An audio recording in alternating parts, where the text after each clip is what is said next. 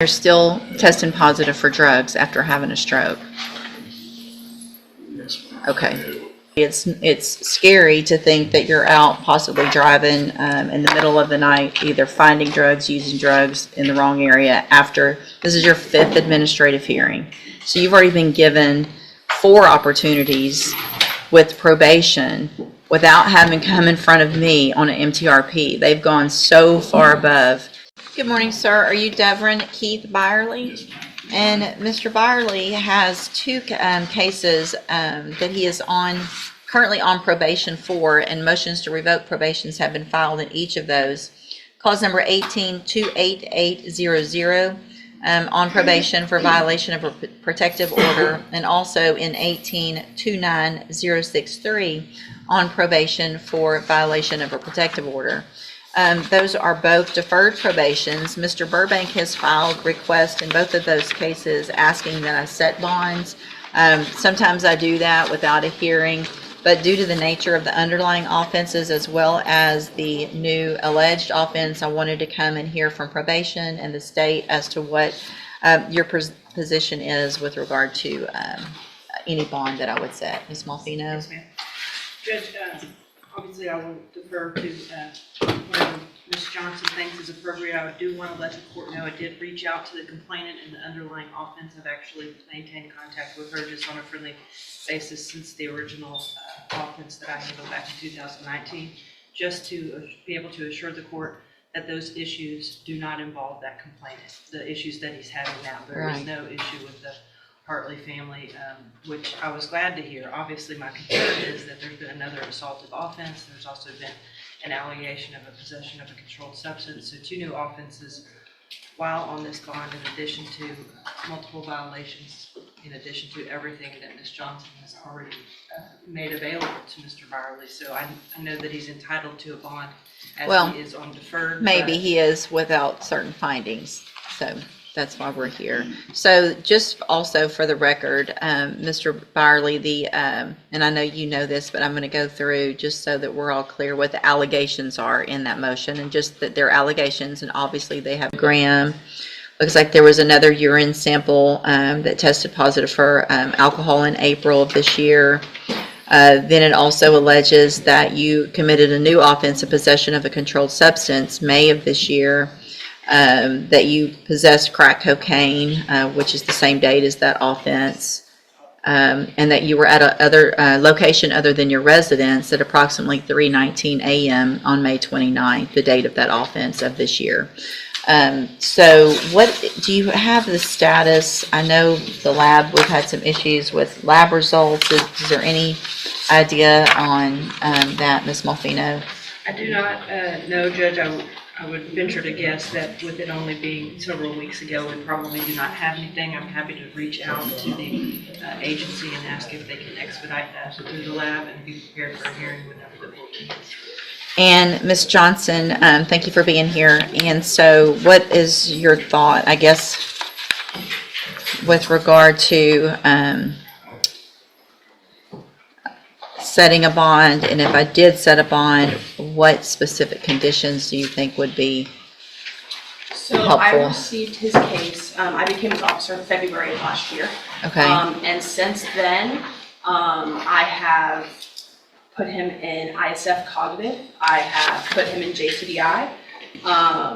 Prior, he's on an MRT. He tells us that he understands that he has a drug problem, but then still continues to go do what he's doing. We've tried to help him as much. Ultimately, Your Honor, it's up to you, but I don't think a bond is a smart decision. Yeah, I don't either. Can I have? You may. Go ahead. Can I ask a question? When did you place him on JCDI? Do you have a date of when this time? When was he actually placed in? Was it 2019 when he was placed on probation? For probation? Yes. 2019, May 13th. When did you place him on JCDI?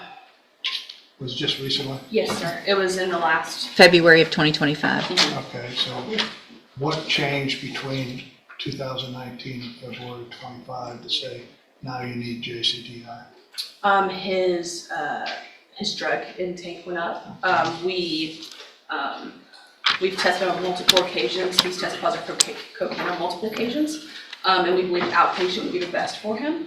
He had spoken to me briefly as well that he had some issues he wanted to talk through. He had some family issues he wanted to talk through. So we've got him being in front of a counselor, him getting that drug treatment is what he needed. He agreed with us, that's what he needed. So we believe that outpatient program is the best option for him. Did he go to JCDI? He did. He did test positive on multiple occasions. He drank at one point and he admitted that to us. So when did he stop going to JCDI, or was he still going at the time of this offense? He was still going at the time of the offense, but since he picked up a new offense, they had to drop him from that program. So it was the new offense that dropped, and roughly when was that? March of 2024. Thank you. All right, anything else, Mr. Burbank? Mr. Barley, you've heard what the probation officer said. Did you talk to the probation officer? Yes, sir. Speak up so we can hear you. Yes, sir. If the court was to allow bond, what is your plan in reference to what you would do when you got out? As far as my plan, I mentioned to my probation officer, and I believe I mentioned also to you that I would like to get into our outpatient program at that rate choice if possible, which will allow me to, I just told you I couldn't work out of the county. The reason why I asked for that was because I'm working at minimum 1,000 hours less than I would work. You are a longshoreman, is that Yes, correct? yes, sir, I am a longshoreman. And the incident in reference to the assault had to deal with your supervisor at the port, is that correct? Yes, sir. It is. And so the only ports that you know of are either Houston, Corpus Christi, or Louisiana that you would go I to. work at, and as far as making my payments and getting back on track, I had a stroke last year. I'm not worried about your payments. Okay, yes, ma'am. You had a stroke last year? Yes, sir. And you're still testing positive for drugs after having a stroke. Yes, ma'am. Okay. All right.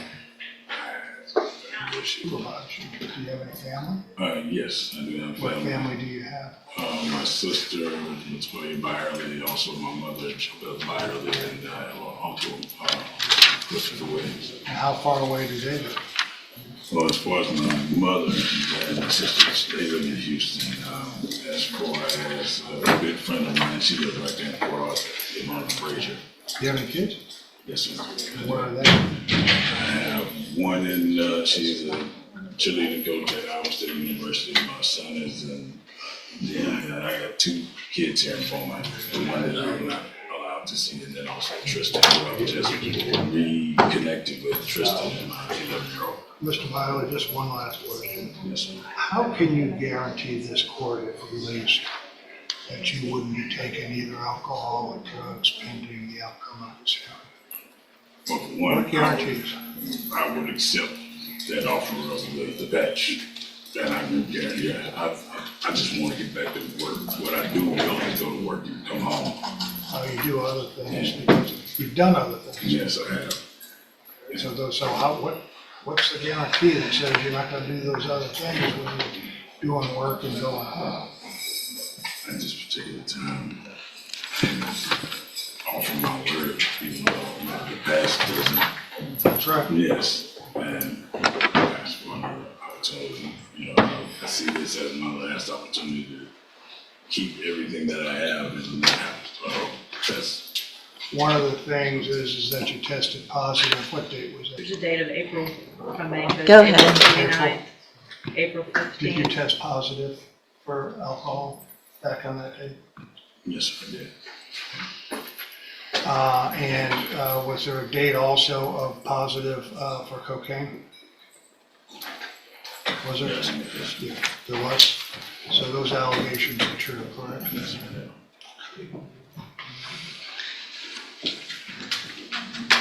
If the court is not considering a bond and that he needs help, he has pled true, Your Honor, to testing dirty at this point. Well, he hadn't pled. We're not sworn in, or, I mean, if he wants to plead to the if he wants to plead to the motion, we can take care of that. I mean, with regard to the bond, the allegations, at least for that new offense on May 29th of this year, is that approximately 3 o'clock in the morning, 3:20 in the morning, you were sitting in a running vehicle in an empty parking lot in an area known for prostitution and drug use. You roll down the window to speak to officers. White smoke comes out of the vehicle. You get out. You got crack pipe, allegedly. 4 pieces of crack were found on you, allegedly. My fear is that I don't know whose car you were in, but obviously it's scary to think that you're out possibly driving in the middle of the night, either finding drugs, using drugs in the wrong area after. This is your 5th administrative hearing. So you've already been given 4 opportunities with probation without having come in front of me on an MTRP. They've gone so far above by letting you work out things administratively with ISF, with JCDI, and I approved those things, but they did those things without saying, let's revoke his probation, let's work with them, let's work with them, let's work with them. And then here we are, while you're in supposedly the JCDI program, which is exactly what you say today you're asking for, outpatient treatment program. Based on the underlying offenses and the nature of those offenses, based on the nature of the 2 pending charges against you, I am going to find that setting a bond is not in the best interest in these cases of our community. I am going to leave it at no bond in these cases. We can handle this a couple ways. We can go through the motion. We can get pleas of true or not true. We can set it for a hearing for sentencing. If, depending on what the plea is on the, excuse me, the new charge of possession, we can get with the lab, and I can ask them to get that done before that hearing. We can take care of that at that hearing. Right, I mean, I'm advising not to enter a plea in reference to the new offenses until we know exactly what it is. And the That's fine. assault, there may be a question I on think that. we can get that taken care of if I make that special request that they get that done in time. Do you want to go through the motion today? Besides the new offenses, yeah. Well, I'm going to go through the whole motion. He can enter pleas of true or not true. Okay. Mr. Barley, raise your right hand the best you can. Excuse me. Do you swear or affirm the testimony you're going to give in this hearing will be the truth, the whole truth, and nothing but the truth? Yes. All right. Let me get this pulled up that way. I think I can do it. So, will he waive the formal reading of the motion? Be well, Your Honor. And that was a 10-year deferred probation for violation of a bond or protective order. And is that correct? And then in cause number 1829063, that's what I need, thanks. Perfect. I also have a first amended motion to revoke your unadjudicated probation. It also shows that you were placed on probation May 13th of 2019 for the offense of violating a bond or a protective order, 3rd-degree felony, and that was a 10-year deferred probation. Is that also correct? They both of these motions allege that you violated your probation. Count 1 alleges that you committed the new offense of assault April 21st of 2025 in Jefferson County, Texas. And is that true or not true? Not true. Count 2 alleges that you provided a urine sample April 29th of 2025 that tested positive for opiates. And is that true or not true? Sure. Count 3 alleges, in each case, that you failed to provide verification of attending the JCDI program as ordered. Is that true or not true? Well, he was attending, but you were discharged. Not compliant, yes. So I'm going to put not true to the way that one is worded. Count 4 alleges that you failed to abstain from the use of any and all intoxicating substances, and that you provided a sample that tested positive for alcohol April 15th of 2025. And is that true or not true? Speak up, please. True. Count 5 alleges that you committed the new offense of possession of a controlled substance May 29th of 2025. Is that true or not true? Not true. Count 6 alleges that you possessed a drug, crack cocaine, May 29th of 2025. Is that true or not true? Not true. Count 7 alleges that you were at a location other than your residence at approximately 3:19 a.m., May 29th of 2025, and is that true or not true? Did you enter your pleas of true to counts 2, 4, and 7 freely and voluntarily? And did you plead true to those counts because they're all actually true? All right, then I'm going to find in each of your cases that you entered your pleas of true to counts 2, 4, and 7 freely and voluntarily. Find those counts true, find sufficient evidence to find you guilty and revoke your probation, but I'm not going to do that. I'm going to reset your case for a sentencing hearing, ask probation to do an updated pre-sentence report, ask the state to bring any witnesses with regard to those other cases. We will set it at 11 o'clock probably, but we don't need a bunch of time, do we, on a regular day? We'll just do it at 11 o'clock. And if you need me to call the lab for any reason to make sure that that gets done as quickly as possible so that Mr. Burbank has notice of those results, then just let me know and I'll help take care of that if we can get that expedited. All right, we'll see y'all back at sentencing. Maybe excuse that. Yes, sir, thank you.